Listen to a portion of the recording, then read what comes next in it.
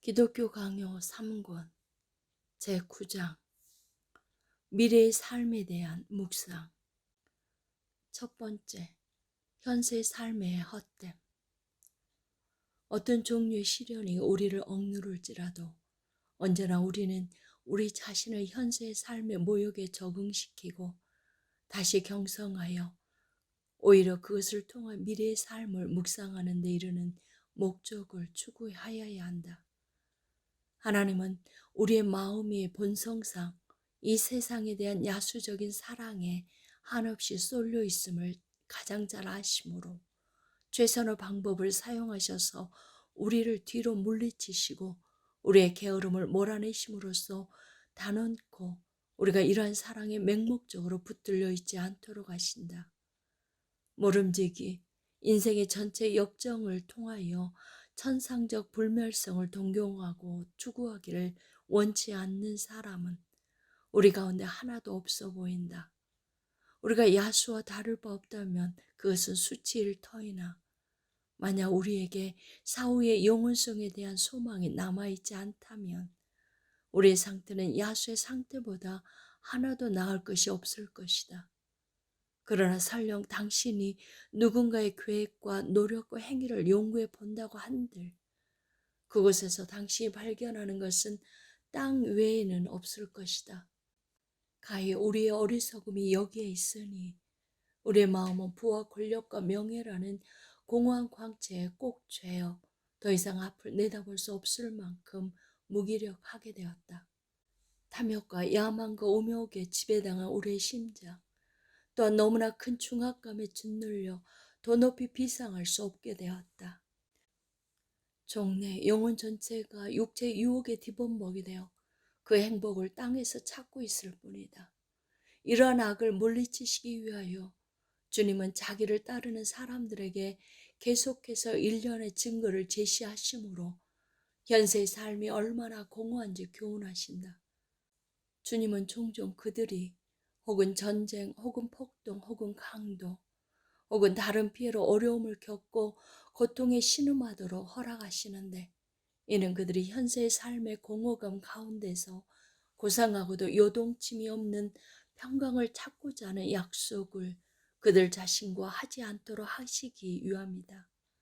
하나님은 그들이 날아가듯 덧없이 사라지는 부에 대한 탐욕에 허덕이거나 그들이 소유한 것들에 안주하지 않게 하시려고 때로는 추방으로, 때로는 땅의 황폐함으로, 때로는 불로, 때로는 다른 방식으로 그들을 무능하게 몰아가시거나 어찌할 수 없는 열등한 상태에 묶어두신다. 하나님은 그들이 결혼의 유익을 즐기는데 과도히 취하지 않게 하시려고 그들이 아내의 비행으로 곤란을 겪게 하시거나 나쁜 후손들로 낮아지게 하시거나 가족을 요임으로 고통을 당하게 하신다. 실상 이 모든 문제들 가운데서도 그는 그들에 대한 관대함을 더하시지만 그는 그들이 허영에 들떠 자만하거나 자기 신념에 빠져 우쭐대지 않게 하시려고 여러 질병과 위험을 그들의 목전에 두심으로 유한성에 매여 있는 소멸하고 많은 지상의 선한 것들이 얼마나 불완전하고 덧없는지를 깨닫게 하신다.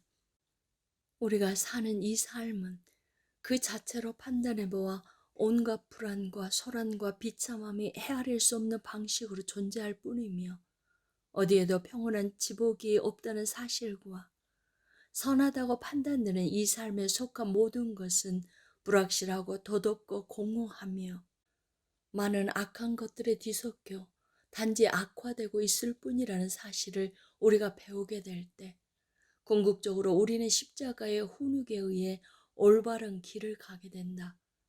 이로부터 우리가 결론에 이르게 되는 바 이 삶에서 우리가 자꾸 소망하는 것은 단지 허무한 몸부림일 뿐이므로 우리의 면류관을 생각할 때 우리는 눈을 들어 하늘을 바라보아야 한다는 사실과 이로부터 간주되는 우리의 마음은 먼저 현세의 삶에 대한 경멸로 적셔지지 않으면 결코 앞으로 올 삶을 진지하게 갈망하고 묵상하지 않는다는 사실이다. 두 번째, 현세의 삶에 대한 맹목적 도취.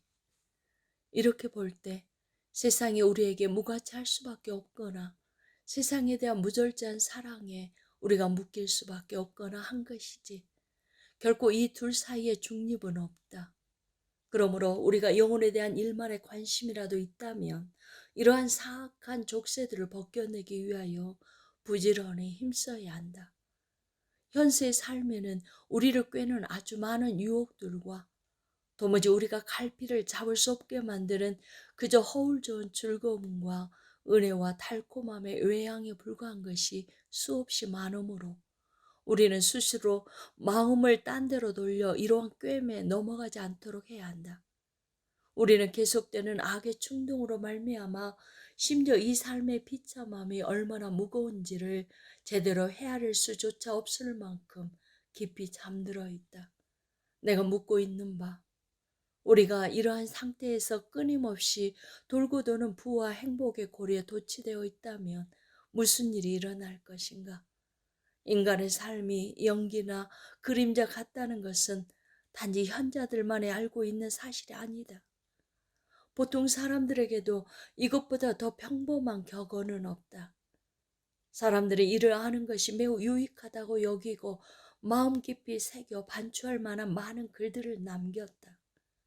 그러나 정작 우리가 이것보다 더 많이 냉시하고 더 잘 잊어버리는 것은 거의 아무것도 없다. 왜냐하면 우리는 마치 우리가 땅 위에서 우리의 불멸을 다 이루기라도 한 듯이 모든 일을 기도하고 있기 때문이다. 만약 어떤 시체가 묻히고 있다면, 만약 우리가 무덤 사이를 걸어가고 있다면 내가 고백한데 그때는 죽음의 상이 우리 눈에 어른거리기 때문에 우리는 이 삶의 헛됨을 놀랍게 철학화할 것이다. 그렇다고 하나 심지어 이것도 우리에게 지속되는 것은 아니다. 실상 대부분의 경우 이런 모든 것이 우리에게 미치는 영향은 아무것도 없다.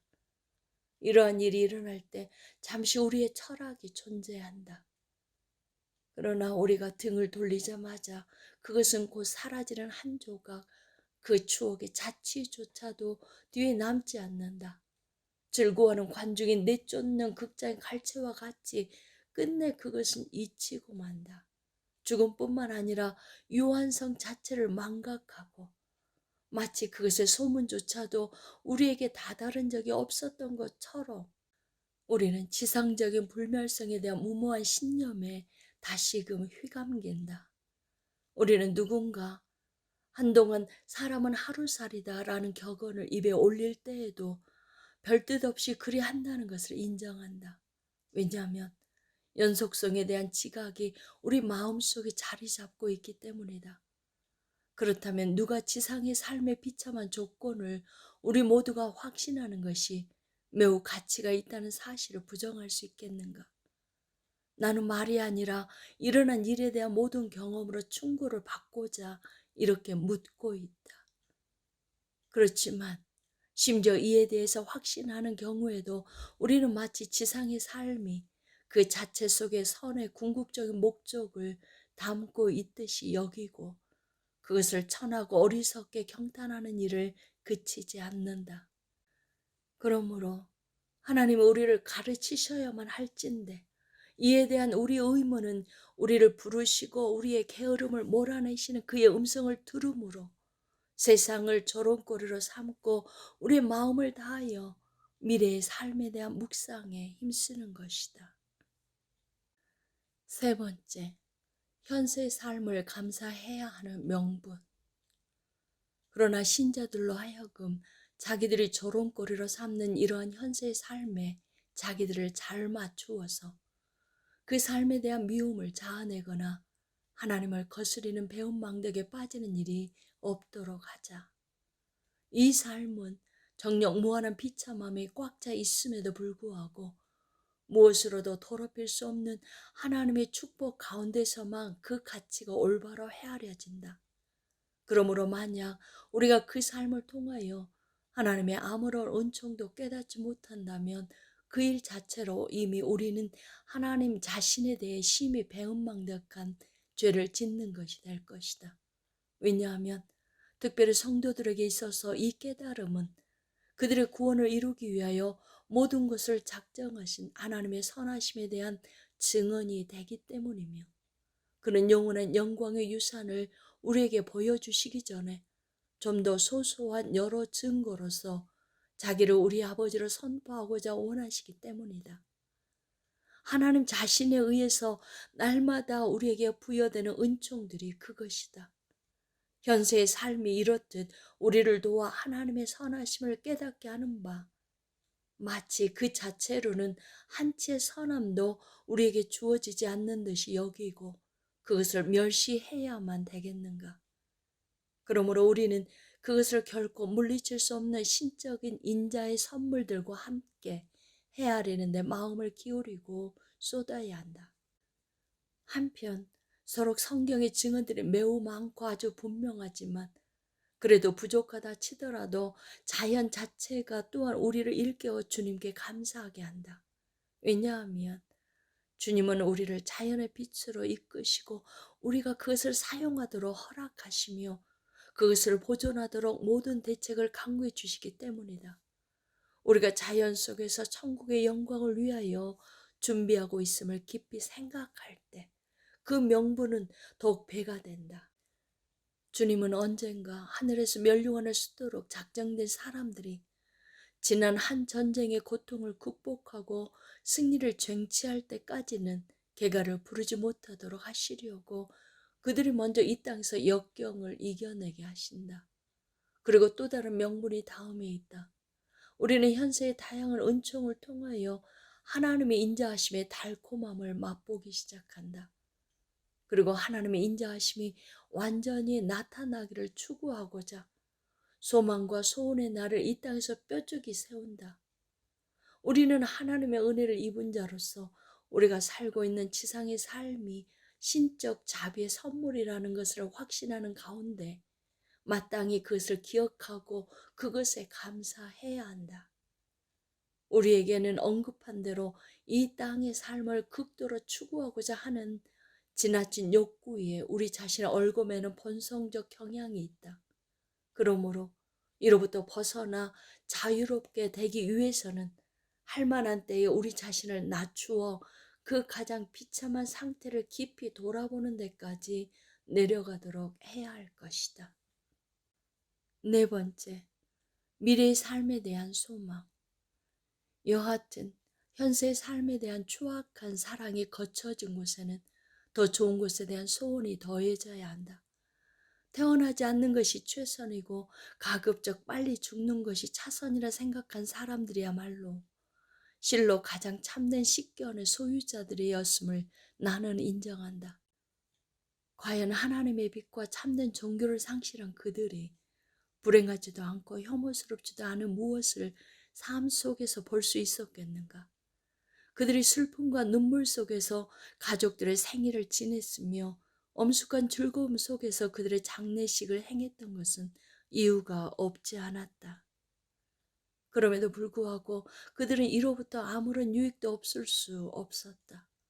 왜냐하면 올바른 믿음의 가르침을 등진 그들은 그 자체로는 복되지도 바람직하지도 않는 어떤 것이 어떻게 경건한 자들에게는 선한 무엇으로 변화되는지 그 까닭을 알 수 없었기 때문이다.